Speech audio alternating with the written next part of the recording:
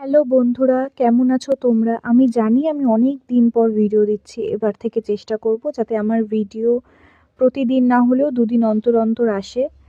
এটি গতকালের একটি ভিডিও। গতকাল ছিল সরস্বতী পুজো। আর আমি আর আমার বান্ধবী গেছিলাম একটা ছোট্ট ক্যাফেতে।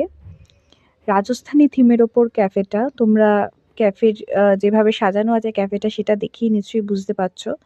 যখন গেছিলাম তখন ক্যাফেটা খুব একটা ভিড় হয়নি।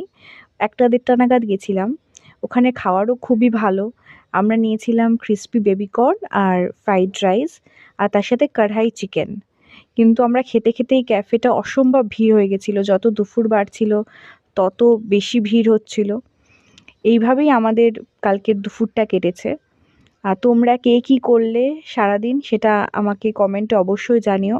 আর আমার ভিডিওটা যদি তোমাদের ভালো লেগে থাকে আর লাইক করো, আর অবশ্যই কমেন্ট করো। কমেন্টে জানিও যে তোমাদের ভিডিওটি কেমন লাগলো।